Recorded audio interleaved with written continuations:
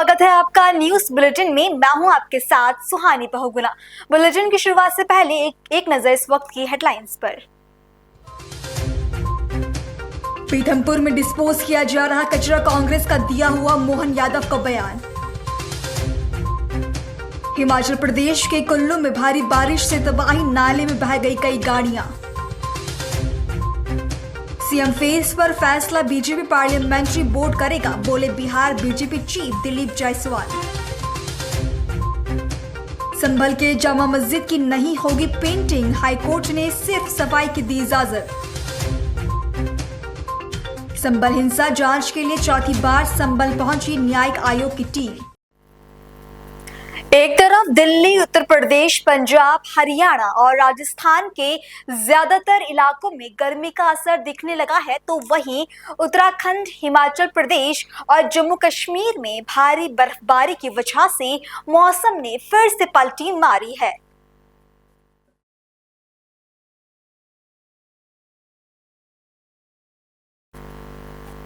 हिमाचल और उत्तराखंड के ऊंचाई वाले इलाकों में भारी बर्फबारी होने की वजह से पारा नीचे गिर गया है। हिमाचल प्रदेश के लाहौल स्पीति में बीते 2 दिन से भारी बर्फबारी हो रही है। अटल टनल रोहतांग में वाहनों की आवाजाही बंद बताई जा रही है। वहीं मनाली और शिमला में भी बारिश बर्फबारी हुई है। इसके अलावा उत्तराखंड में भी कुछ इलाकों में बारिश हो रही है और आज देहरादून के लोगों की सुबह की शुरुआत भी बारिश के साथ हुई। हिमाचल प्रदेश के कई इलाकों में भारी बारिश और बर्फबारी हो रही है। अचानक से खराब मौसम की वजह से चंबा, कुल्लू और किन्नौर जिले के शैक्षणिक संस्थानों में छुट्टियां घोषित की गई है। जानकारी के मुताबिक पिछले 24 घंटे से हिमाचल प्रदेश में भारी बारिश और भारी बर्फबारी हो रही है। शिमला में तेज हवाओं के साथ बारिश हो रही है। खबर ये भी है कि भारी बारिश, बर्फबारी और भूस्खलन के चलते 4 नेशनल हाईवे समेत प्रदेश में लगभग 300 सड़कें बंद हो गई है। 26 से 28 फरवरी के बीच हिमाचल प्रदेश के 4 जिलों में ऑरेंज अलर्ट जारी किया गया है। चंबा, कांगड़ा, कुल्लू और मंडी सहित इन जिलों में भारी बारिश और बर्फबारी हो सकती है। जम्मू कश्मीर के डोडा और भलेसा जिले में भारी बर्फबारी की खबर है। पिछले 36 घंटों से लगातार बारिश और बर्फबारी हो रही है, जिससे तापमान में काफी गिरावट आई है।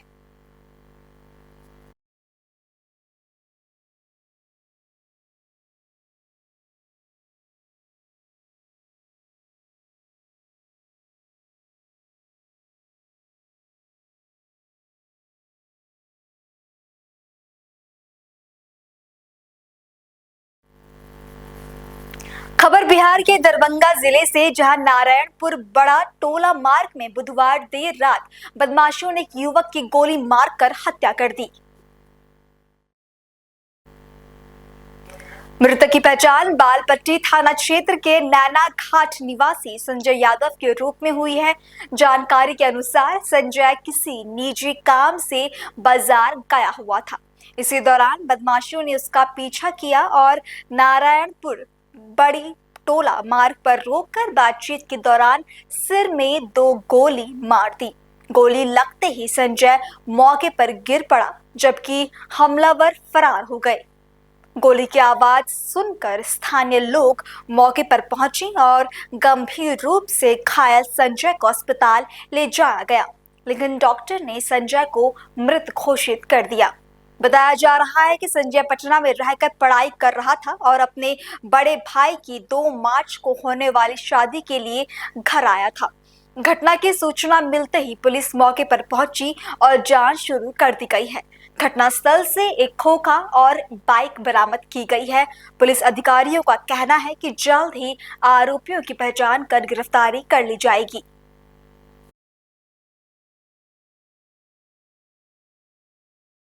अभी आप पोस्टमार्टम विभाग में हैं, क्या जानकारी है आपके पास, क्या हुआ है? सर, एक घटना जो है मतलब 2-3 दिन पहले से जो है मेरे भाई के साथ जो है संजय यादव का बेटा है गौतम गोविंदा, उससे चल रहा था। हमारे गांव में बारात आई थी, बारात जो आई थी तो वहां पे बारात के गाड़ी का जो है पेट्रोल जो है मतलब वो चुराया था। तो किसी ने मेरे भाई के बारे में बोला कि जो वो बोला है संजय तुमको बोला है कि तुम्हारे बारे में बोला है कि जो है तुम चुराए हो। तो जबकि ये बात मेरे भाई को कुछ पता नहीं था। तो मेरे भाई से जो है लड़ने लगे, मारपीट करने लगे।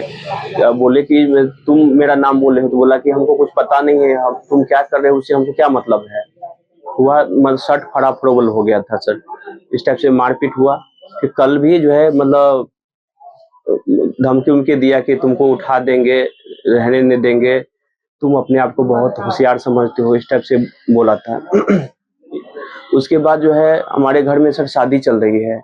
तो शादी में जो है अभी भाई का शादी था और जो है कब शादी? शादी 2 तारीख को, 2 मार्च को था। मटकोर कल जो है सर मटकोर और बेटा बेटी का मुंडन था सर कल। जी जी जी। तो घर में जैसे है अब चल रहा था, हम पूजा पे बैठने वाले थे, कपड़ा उपड़ा पहन के बैठने ही जा रहे थे। फल जो है कोई फल नहीं था तो फल लेने के लिए जो है भाई मेरा सकरी गया, बोला कि सकरी हम जा रहे हैं। और हमारे यहाँ जो है कुछ मतलब जो है काम करने वाले थे, घर पे जो है घर बना रहे थे सर। तो वहाँ पे जो मजदूर काम कर रहे थे उनके लिए नाश्ता उस्ता भी लाना था। तो भाई सकरी चले गए।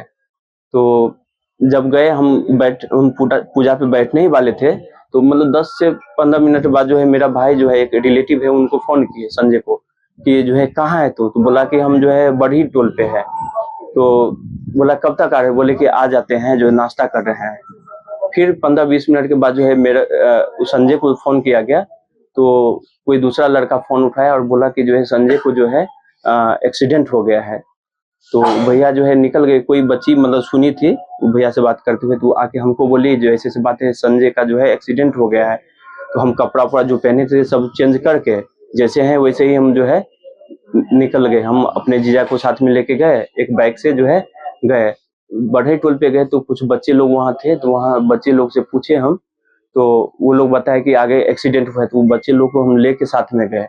वहाँ गए थे तो पूरब की ओर जो है अपाची गाड़ी है हमारा, तो अपाची पूरब की ओर ऐसे खड़ा है, कहीं कोई खरोच नहीं था। और बगल रोड के बगल में जो है साइड में जो है ऊपर ऐसे पड़ा हुआ था।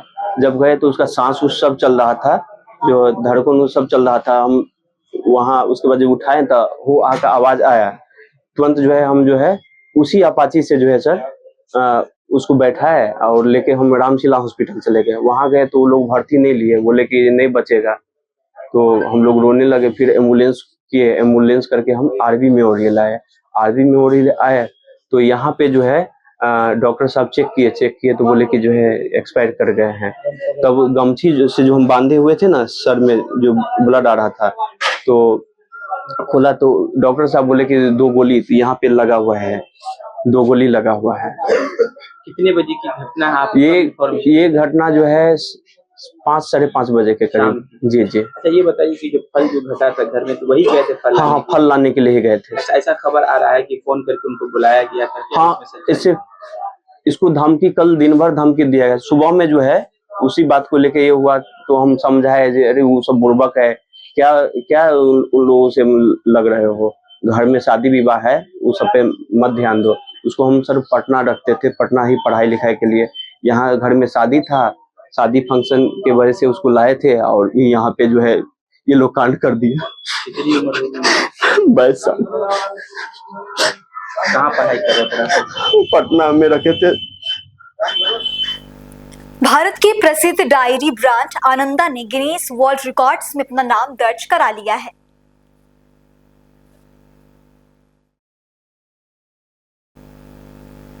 आनंदा ने 205.4 किलोग्राम का दुनिया का सबसे बड़ा पनीर स्लैब बनाकर यह ऐतिहासिक उपलब्धि हासिल की है। ये पनीर 100% शुद्ध दूध से बना है और इसे उच्चतम स्वच्छता मानकों का पालन करते हुए तैयार किया गया। इस उपलब्धि पर आनंदा डायरी के चेयरमैन डॉक्टर राधेश्याम दीक्षित ने क्या कहा, सुनिए। गिनीज वर्ल्ड रिकॉर्ड है, ये अपने आप में किसी पहचान की जरूरत नहीं है। इसको भारत देश में आनंदा ने ये गिनीज वर्ल्ड रिकॉर्ड 205 किलो 405 ग्राम ये पनीर का पूरा एक बड़ा ब्लॉक बनाया है इस ब्लॉक की एक इतिहास, एक हिस्ट्री बनी है। ये आज आनंदा के नाम रिकॉर्ड दर्ज हो गया है। मुझे अपनी टीम, अपने किसान, अपने कंज्यूमर पर बड़ा गर्व महसूस हो रहा है कि ये आनंदा में ये वर्ल्ड रिकॉर्ड हम लोग बना पाए। इसमें किसान के अच्छे दूध की बहुत बड़ी भूमिका है, इसमें आनंदा की टीम की बहुत बड़ी भूमिका है, इसमें आनंदा के कंज्यूमर ने हमें उत्साह दिया है, हमें मोटिवेशन दिया है कि हम अच्छा काम कर सकें। और मैं परमात्मा से प्रार्थना करता हूं कि हम लोगों को और ऐसी ऊर्जा प्रदान करें जिससे कि हम आने वाले समय में और वर्ल्ड रिकॉर्ड बना सकें और हम अपनी भारत देश की धरती का नाम देश विदेश में पहुंचा सकें। हम आनंदा में अच्छी क्वालिटी के प्रोडक्ट बना सकें और अपने कंज्यूमरों तक पहुंचा सकें। ज्यादा से ज्यादा लोगों को हम रोजगार दे सकें, अपने किसान की हम इनकम बढ़ा सकें। उस रास्ते पर हम अग्रसर होकर के काम कर रहे हैं। बहुत बहुत धन्यवाद। रायपुर के बूढ़ा तालाब स्थित इंडोर स्टेडियम में नवनिर्वाचित महापौर मीनल चौबे और सभी 70 पार्षदों ने शपथ ली। इस दौरान मुख्यमंत्री विष्णुदेव साय, विधानसभा अध्यक्ष डॉक्टर रमन सिंह और अन्य जनप्रतिनिधि मौजूद रहे। नगर निगम में 15 साल बाद बीजेपी का परचम लहराया है। मीनल चौबे ने कांग्रेस की दीप्ति दुबे को 1,53,000 वोटों के अंतर से हराया। 70 वार्डों में बीजेपी के 60, कांग्रेस के 7 और 3 निर्दलीय पार्षद चुने गए हैं।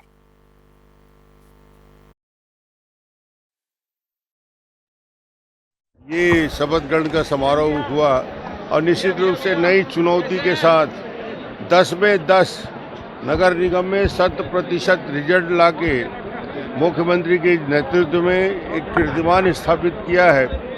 और ये अब विकास की जवाबदारी निश्चित रूप से नए हमारे नगर निगम के महापौर पार्षदों पर होगी।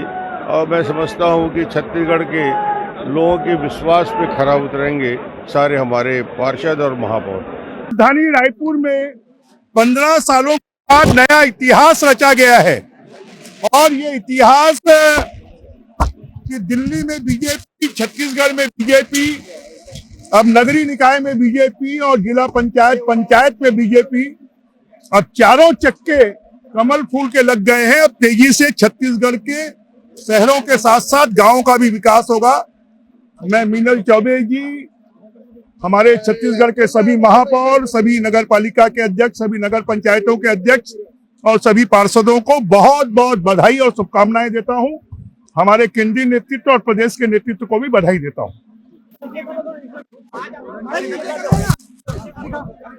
का दिन मेरे लिए बहुत बड़ा दिन है, बहुत खुशी का दिन है। आज मैंने अपने 70 पार्षदों के साथ यहाँ पर शपथ लिया है और जनता ने हमको भारी बहुमत से जीत दिया है। 60 पार्षद भारतीय जनता पार्टी के आए हैं। आपके माध्यम से मैं शहर की जनता को विश्वास दिलाती हूँ कि जिस आशा और विश्वास के साथ उन्होंने हमको चुना है, हम कल से अपने अपने कर्म क्षेत्र में काम पर लग जाएंगे। और मैं ये अपनी जीत और ये अपना शपथ ग्रहण अपने उन कार्यकर्ताओं को समर्पित करती हूँ, उन नेताओं को समर्पित करती हूँ जिनके अथक परिश्रम से ये सफलता हमको हासिल हुई। देखिए, नगर निगम के माध्यम से शहर का चतुर्मुखी विकास होगा, ये मैं आप लोगों को आश्वस्त करती हूँ। और रही बात प्रायोरिटी की, तो सामने में अभी गर्मी है तो पेयजल संकट की हम सबसे पहले चिंता करेंगे। सब स्वच्छता सर्वेक्षण का काम चल रहा है तो स्वच्छता पे भी हमारा फोकस होगा, मगर नगर निगम के माध्यम से इस पूरे रायपुर शहर का चारों दिशाओं में विकास होगा। एक एक करके पूछिए भाई। देखिए, ये जिला प्रशासन का आयोजन था और वो जो पूर्व महापौर हैं वो अपने पूर्व महापौरों से पूछे जिन्होंने बहुत ही सम्मानजनक तरीके से हमारे कार्यक्रम में शामिल हुए हैं और हमको शुभकामनाएं प्रेषित की हैं। देखिए, कुछ लोगों की निजी समस्याएं भी हो सकती हैं, बाकी बहुत सारे पार्षद और कांग्रेस के भी पार्षद इस कार्यक्रम में शामिल हुए थे। जनता का जनादेश है, वो जनप्रतिनिधियों को मिला है। शपथ ग्रहण में सबको शामिल होना भी चाहिए। देखिए, बहुत सारे विषय जब मैं विपक्ष में थी तो विपक्ष का धर्म निभाते हुए नगर निगम के माध्यम से जो भ्रष्टाचार हो रहे थे उनको मैंने प्रमाण के साथ प्रस्तुत किया था। और अब आने वाले समय में शहर के विकास के साथ साथ जो विषय हमने उठाए थे भ्रष्टाचार के विषय, हम उनकी भी फाइल मंगवाएंगे और जो भी इसमें दोषी होगा, एजेंडे के विरुद्ध, टेंडर के विरुद्ध, टेंडर के शर्तों के विरुद्ध जो काम हुआ होगा उनमें दोषियों पर कार्रवाई की जाएगी। खबरों का सिलसिला आगे भी जारी है। फिलहाल रुकेंगे एक छोटे से ब्रेक के लिए।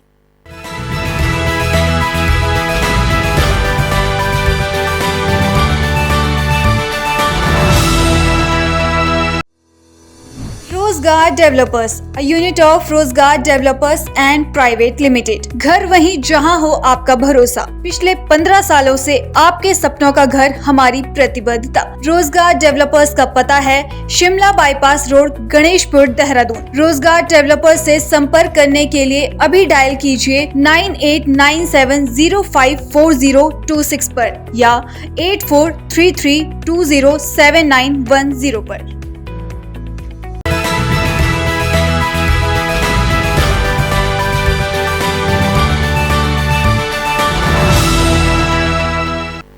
ब्रेक के बाद आपका फिर से स्वागत है।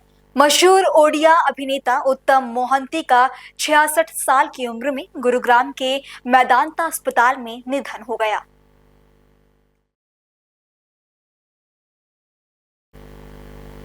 कुछ दिनों पहले शूटिंग के दौरान उनकी तबीयत बिगड़ गई थी, जिसके बाद उन्हें अस्पताल में भर्ती कराया गया था। इलाज के दौरान उन्होंने अंतिम सांस ली।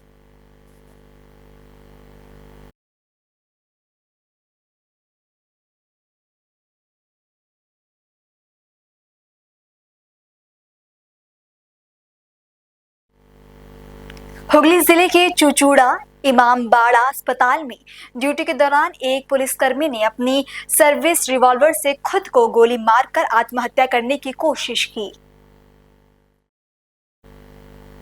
गंभीर हालत में उन्हें आईसीयू में भर्ती कराया गया है। घायल कांस्टेबल की पहचान हिमांशु माझी के रूप में हुई है, जो भाकुंडा निवासी हैं और चंदन नगर पुलिस लाइन के बैराक में रहते थे। वो रैपिड एक्शन फोर्स में तैनात थे और कल रात चुचूड़ा अस्पताल के लॉकअप में नाइट ड्यूटी कर रहे थे। सूत्रों के अनुसार 3 मार्च को उनकी शादी तय थी और आज वो छुट्टी लेकर घर जाने वाले थे। घटना के बाद Chandan Nagar police commissioner Amit P जवालगी सहित कई वरिष्ठ अधिकारी अस्पताल पहुंचे और जांच शुरू कर दी गई। জানলাম যে হাসপাতাল যে লকআপ আছে সেই লকআপে ডিউটিরত যিনি পুলিশ কনস্টেবল বা যিনি ছিলেন শুনলাম নাকি তিনি গুলিবিদ্ধ হয়েছে। কিভাবে গুলিবিদ্ধ, কি কারণ হয়েছে সেটা আমি বলতে ঠিক পারবো না। এটা প্রশাসনের লোকেরা আসছে, পুলিশের কর্তা ব্যক্তিরা তদন্ত করলে এটা বলতে পারবে কেন গুলিটা কিভাবে লেগেছে। তবে একটা ভয়ের কারণ, হাসপাতালে বহু মানুষ এখানে থাকে, বহু রোগীর চিকিৎসা হয়, একটা ভয়েরও বাতাবরণ তৈরি হয়। আমি মনে করি এটা দেখুক, এবং যেটা হয়েছে খুবই দুঃখজনক ঘটনা। হাসপাতালের মধ্যে হয়েছে, এটা অন্য কিছু হলে ঘটতে পারতো। এইসব জিনিসগুলো যাতে না ঘটে এটা প্রশাসনেরও দেখা উচিত। কি হাল্লাচিল্লা হলো সে আমরা জানলাম না সকালে। না ওই পুলিশ, অনেক পুলিশ সব এসেছিল, এই সব দেখলাম। কেন এলো সেরা আমি কারো জিজ্ঞেস করতে পারলাম না, শুধু দেখছি বসে বসে। শব্দ শুনেছিলেন? না, আমি কিছু শুনি নাই তো, সকালবেলা ঘুমিয়ে গেছি। এই তো 6টা মানে 6টা থেকে এসছে। হ্যাঁ, লেডিস 2-4টে আর জেন্টস এই সব দেখলাম। আমরা ঘুমাচ্ছিলাম, হঠাৎ একটা শব্দ পেয়ে আমরা ঘুম ভেঙে দেখি এরকম ঘটনা, যে একজন এরকম কাস্টডিতে ডিউটি করছিল, তাদের মধ্যে একজন গুলি খাওয়া মতন অবস্থা। এইটা ওই 4:30টা। হ্যাঁ, সবাই তো ঘুমাচ্ছিল, আমরা শব্দ পেয়েই উঠে গেছে। সেটা দেখিনি, কে নিয়ে আমরা ঘুমিয়ে उठे तारपरे तो ना और नेपाल के काठमांडू से आए भूकंप के झटके शुक्रवार को बिहार के अलग अलग हिस्सों में महसूस किए गए। बिहार के मधुबनी और समस्तीपुर में शुक्रवार की सुबह भूकंप के झटके महसूस किए गए थे। नेपाल के काठमांडू के पास शुक्रवार सुबह 6.1 तीव्रता का जोरदार भूकंप महसूस किया गया। हालांकि भूकंप से किसी तरह के नुकसान या हताहत की तत्काल कोई सूचना नहीं है। राष्ट्रीय भूकंप निगरानी और अनुसंधान केंद्र के मुताबिक काठमांडू से 65 किलोमीटर पूर्व सिंधुपाल चौक जिले में कोदारी राजमार्ग पर सुबह 3:51 पर भूकंप आया, जिसकी तीव्रता रिएक्टर पैमाने पर 6.1 दर्ज की गई। भूकंप काठमांडू घाटी और उसके आसपास महसूस किया गया। नेपाल सबसे सक्रिय टेक्टोनिक जोन भूकंपीय इलाके 4 और 5 में से एक है, जिससे यहाँ अक्सर भूकंप आते रहते हैं।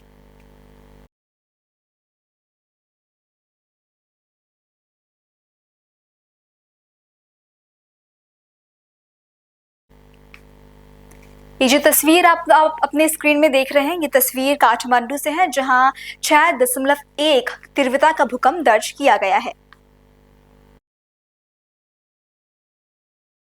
लगभग बीती रात लगभग 2:30 बजे के आसपास भूकंप के काफ़ी तेज झटके आए थे और हम लोग जग गए और नीचे की तरफ गए, क्योंकि ये भूकंप लगभग 2 मिनट के आसपास तक रहा।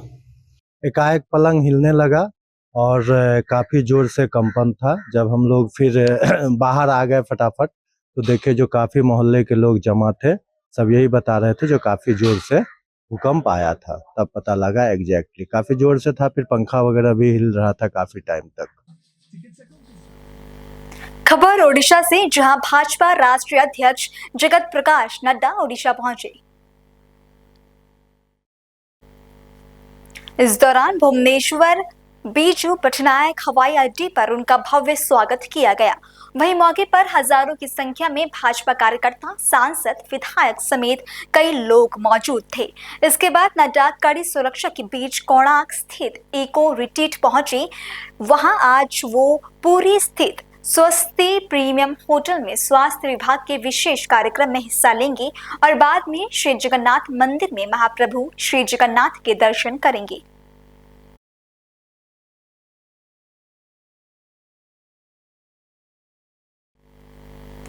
खबर उत्तर प्रदेश के गंगौर से, जहां मोहल्ला गुलाम औलिया में आंगनवाड़ी केंद्र पर बच्चों को महीने से पुष्टाहार नहीं दिया जा रहा,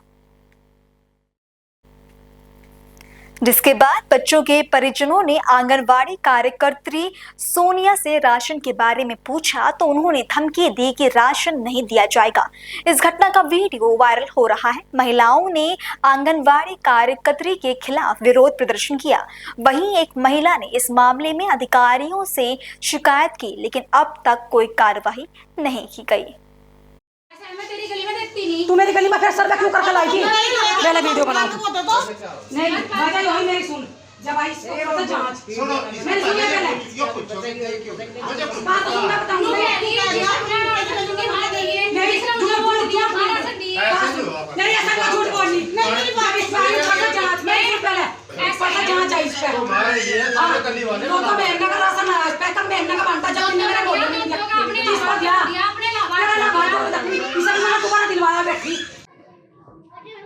आप किस जगह से हैं? मैं गुलाम मोहल्ले से बोल रही हूँ। अच्छा, आंगनवाड़ी केंद्र से कितने दिन से आपको राशन नहीं मिल रहा है? करीबन 6 महीने से। 6 महीने से? जी। इसके अधिकारियों को शिकायत की आपने? जी की थी, जाके वहाँ पे वो बोले कि आपका राशन हर महीने जा रहा है, और वहाँ पे जाके सोनिया के नाम से, सोनिया के यहाँ से राशन जा रहा है, और हमने उनको बोला, उसने कहा कि अगले महीने चुप रहो, इस महीने अगले महीने में खुद दे दूंगी, बोलियो मत। तो आप क्या चाहते हैं कि राशन प्रति महीना मिले? जी, मैं चाहती हूँ हर महीने मिले। जब एक बार उसने 6 महीने पहले हमें एक बार ही राशन दिया, उसके बाद हमें सोनिया ने कोई राशन नहीं दिया। अगर हमने उससे राशन कहा, बच्चे चढ़े हुए हैं, उसने हमें धमकाया, बदतमीजी से पेश आई और कहा कि इस महीने चुप रहो, अगले महीने में खुद दे दूंगी। सहायिका का नाम क्या है? सोनिया। व्यवहार सही नहीं है? जी नहीं, वो बहुत बदतमीजी से पेश आती है और धमका के सही से भी बात नहीं करती राशन के या किसी की बात लेके। जी, वो घर पे आई थी, आधार कार्ड भी लेके गई, नाम लिखवा के लेके गई और चढ़ाई उसने और फिर भी जैसे हमने वो करा तो कहा कि ऊपर से राशन नहीं मिल रहा। आंगनवाड़ी अधिकारी को क्या कहना चाहते हैं? मैं कहना चाहती हूँ हमारा राशन दे हर महीने, ऐसे मत रोके और उसके ऊपर एक्शन ले। कहाँ से हैं? गंगो गुलाम मोलिया था। क्या मामला है? ये मामला जी, मेरे सर्वे में आई थी सोनिया आंगनवाड़ी, कहने लगी आके उसके ऊपर शिकायत आई होगी ऊपर से जांच के लिए, कहने लगी मेरी इज्जत का सवाल है जी, मेरा सर्वे करवा दो सायरा जी। मैंने सोचा मेरे गुलाम मोलिया में कोई आंगनवाड़ी भी नहीं है, चलो कोई दिक्कत नहीं है, अच्छी बात है, चलो सर्वे कर लगी, लाभार्थियों को राशन मिल जाएगा। 6 महीने पहले सबके साथ में मुझे ले जाकर सर्वे करा घर घर, और सबके आधार कार्ड लिए, सबको साइन करवाए, कोई दिक्कत नहीं। 1 महीने का राशन दिया उसने, लाभार्थी सभी खुश हो गए कि अच्छी बात है हमारे बच्चे चढ़ गए। उससे बाद राशन आया, दाल दलिया रिफाइंड, उन्होंने वो नहीं दिया। मैं बिजी थी, मेरे आदमी की तबीयत खराब थी, उस टाइम पे मैंने कोई ऑक्सीजन नहीं उठाया। अब आया 6 तारीख पर राशन बांटा उसने, जो लाभार्थी के अंदर पे गए उनके साथ बदतमीजी की उन्होंने, कहने लगी मैं राशन नहीं देने की, मैंने सर्वे तो कर लिया था, मैंने तुम्हारे बच्चे चढ़ाए नहीं ऊपर, कोई दिक्कत नहीं। वो फ़ोन किया उसके पास, हमने फ़ोन नहीं उठाया, स्विच बंद कर लिया। तो टीकाकरण पे पकड़ी लाभार्थियों ने जाके उसको कि जी हमारा राशन, कहने लगे आज दूंगी कल को दूंगी, या करते करते टीकाकरण पे बदतमीजी की लाभार्थियों के साथ कि मैं तुम्हारा राशन नहीं दूंगी, जो तुम्हारे पे होता है वो कर लो, और मैं बड़े अधिकारियों को दूं, ऊपर जो बैठे मैं उनको दूं या तुम्हें दूं, बिल्कुल साफ देने से इनकार कर दी। इस बारे में आपने किसी आंगनवाड़ी अधिकारी से बात की है? जी वहाँ गई थी मैं, क्या नाम, ब्लॉक में गए थे, अधिकारी आए हुए थे बाहर, मैडम से भी बात की थी, उन्होंने कहा क्या मैटर है, मैं कहा जी ऐसे ऐसे बात है, बच्चे चढ़ा रखे इन्होंने, सिर्फ 1 महीने का राशन दिया और राशन नहीं दिया, देने से इनकार कर दिया। आप क्या चाहते हैं?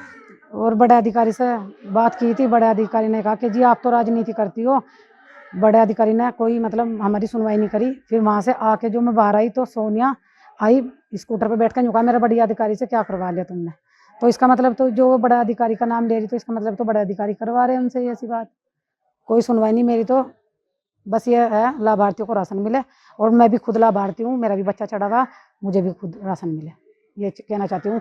अगर गलत हो रहा सख्त सख्त कार्रवाई की जाए, ये चाहूँ। कितने लाभार्थियों को? 60-70 लाभार्थियों को लेगी थी, मेरी साथ जाकर सर्वे करा, सभी के आधार कार्ड लिए और सभी के साइन कराए 1 महीने का। मैं ये कहना चाहती हूँ, क्या नाम लिख रहे हैं अधिकारियों से, अगर उसने नहीं बच्चे चढ़ाए तो 1 महीने का राशन कहाँ उसने अपने घर से दिया लाभार्थियों को? सभी को सिर्फ 1 महीने का राशन दिया, दाल दलिया रिफाइंड आया, किसी को भी नहीं दिया। अगर लाभार्थी गए केंद्र पे, उसके सेंटर पे, तो वहाँ जाकर बदतमीजी की, देखती नहीं जो थारा सा होता है वो कर ले, कि मैं किस किस को दूँ, मैं ऊपर अधिकारियों को दूँ या तुम्हें दूँ। बस मेरी तो यही है जी, अधिकारियों से दरखास्त, इस पर जांच की जाए, अगर गलत हो रहा लाभार्थियों को राशन मिले। और ये कह रही कि अगले महीने देखूंगी दे दूंगी, ये इस महीने का आया हुआ मैं नहीं दूंगी बिल्कुल भी, कहीं चले जाओ आप, लेकिन ये जो राशन आया हुआ हमारा, हमें ये राशन चाहिए। आप कहाँ से? गुलाम मोलिया से। ये राशन कब से नहीं मिल रहा है? 6 महीने से। आपकी सहायिका का नाम? सोनिया। इससे बात हुई आपकी? जी हुई। क्या बताती है? उसने तो बदतमीजी से बोले, यूँ कहा कि अभी नहीं है राशन, अभी इस महीने से दूंगी, अगले में पिछला नहीं मिलने का। तो इस विषय में आंगनवाड़ी केंद्र अधिकारी से बात जी हुई? वहाँ पे भी गए, उन्होंने कहा कि हर महीने राशन जा रहा है आपका। तो उनसे बताया नहीं आपने कि इतने दिन से राशन? जी हाँ, उन्होंने कहा है कि हर महीने राशन भेज रहे हैं, वहाँ पे बात करो जाके। फिर सोनिया के पास गए, उसने कहा कि नहीं इस महीने से मिलेगा राशन आपको, अब चुप रहो तुम। आंगनवाड़ी केंद्र अधिकारियों से क्या कहना चाहते हैं? जी हम ये कहना चाहते हैं कि बच्चों का जब राशन आ रहा है हर महीने मिलना चाहिए। सहायिका का नाम क्या है? सोनिया। आप कहाँ से? गुलाम मोलिया से। ये आंगनवाड़ी केंद्र से आपको राशन उपलब्ध हो रहा है? नहीं हो रहा। नहीं। कितने दिन से नहीं? 6-7 महीने हो गए। आपकी सहायिका का नाम क्या है? सोनिया। तो इस विषय में आप आंगनवाड़ी केंद्र भी पहुँचे? जी पहुँचे। क्या बात है इनसे? जी राशन नहीं दिया उन्होंने, एक बार दे के हलवा दिया और फिर दिया नहीं। 6 महीने हो गए जब चढ़वाया था उन्होंने। अगली खबर का रुख करेंगे। उत्तर प्रदेश के कानपुर में गुरुवार 27 फरवरी की रात एक प्रिंटिंग पेपर और टेलीविजन की दुकान में आग लग गई। इससे बगल के अपार्टमेंट में रहने वाले 9 लोग फंस गए। आग से निकलने वाला धुआं पास के एक फ्लैट की पहली मंजिल तक फैलने की वजह से अफरा तफरी मच गई। आपातकालीन सेवाओं को तुरंत सूचित किया गया। बचाव अभियान के लिए दमकल की टीम मौके पर पहुंची। बता दें कि सीढ़ियों के जरिए दमकल टीम ने सभी 9 लोगों को सुरक्षित बाहर निकाला। आप अपने स्क्रीन में भी देख सकते हैं कि कैसे दमकल विभाग के कर्मचारी लोगों को उनके घरों से बाहर निकाल रहे हैं। दुर्घटना में किसी के हताहत होने की कोई खबर नहीं है। आग लगने की वजह की जांच की जा रही है। अधिकारी दुकान को हुए नुकसान का जायजा ले रहे हैं।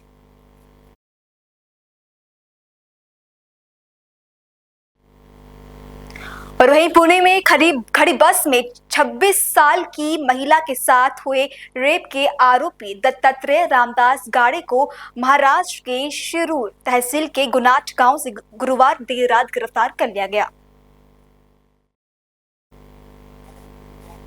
गन्ने के खेत से आरोपी को देर रात गिरफ्तार किया गया है।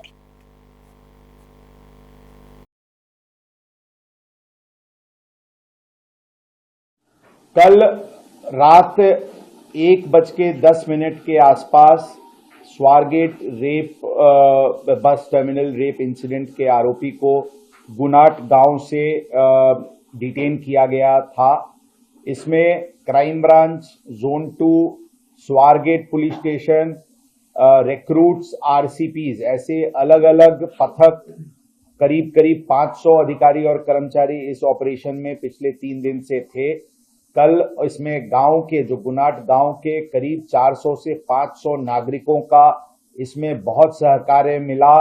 हमें इंफॉर्मेशन बहुत जल्दी आती थी। हमारे लोगों को पूरी सुविधा, उनके लोग मोटरसाइकिल्स पे खुद जो खेती की एरिया थी, जो शुगर केन की फील्ड्स थी, उसमें उन लोगों ने खुद से जाकर के बहुत ही अच्छा मेहनत और हमें मदद किया। हमारी डॉग स्क्वाड ने अलग अलग जगह की लीड्स दी, जिस लीड्स के आधार पे हमें काफी पॉजिटिव उसकी रिजल्ट मिली। ड्रोन कैमरास जिसमें थर्मल इमेजिंग युक्त कैमरास थे, वैसे ड्रोन कैमरास का यूज किया गया था और उसकी भी काफी फायदा इसमें हुई थी। हमें देरी जरूर हुई लेकिन कल फाइनली आरोपी को अरेस्ट किया गया है। मेडिकल फॉर्मेलिटीज कंप्लीट करने के बाद आज सुबह उसको अरेस्ट किया गया है, कोर्ट में प्रोड्यूस किया जाएगा और एक वाटर टाइट केस इन्वेस्टिगेशन, एक स्ट्रॉन्ग इन्वेस्टिगेशन और वाटर टाइट केस बनाने की दृष्टि से हम लोग पूरी तरीके से प्रयत्नशील हैं।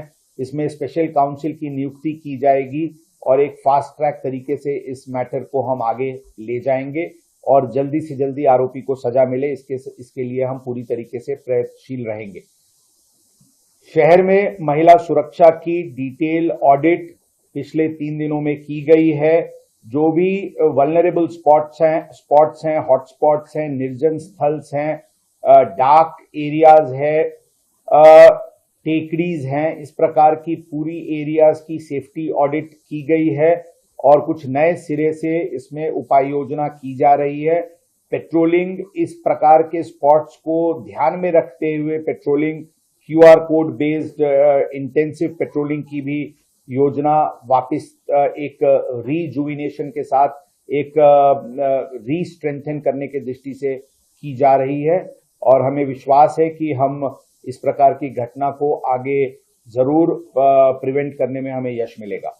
पुणे शहर पुलिस दल कायदा और सुव्यवस्था बनाए रखने के लिए crime control, crime prevention, crime detection, इसके लिए पूरे तरीके से कटिबद्ध है, प्रयत्नशील है और हमें जरूर यश मिलेगा। मैं गुनाट गांव के नागरिकों का अपने तरफ से और पुणे शहर पुलिस दल के तरफ से हार्दिक धन्यवाद देना चाहूंगा, क्योंकि उनकी मदद के वजह से ये काम बहुत आसान और एक बहुत ही अच्छे वहां पे जो एक इंथुजियाज्म नागरिकों का दिखा पुलिस को सहकार करने की दृष्टि से, वो बहुत ही पॉजिटिव था। मैं खुद उस गांव में विजिट करने वाला हूं और वहां पे नागरिकों का जिन्होंने हमें मदद किया, उनका हम वहां पे सत्कार करने वाले हैं। हमारी जो पूरी पुलिस पथक जिन्होंने पिछले 3 दिनों से वहीं कैंप करते हुए डीसीपी क्राइम के नेतृत्व में टीम वहीं पे कैंप कर रही थी, उन टीम को भी हम फिलहाल बुलेटिन में इतना ही। देश और दुनिया की बाकी तमाम खबरों के लिए आप देखते रहें पल्स 24 न्यूज। नमस्कार।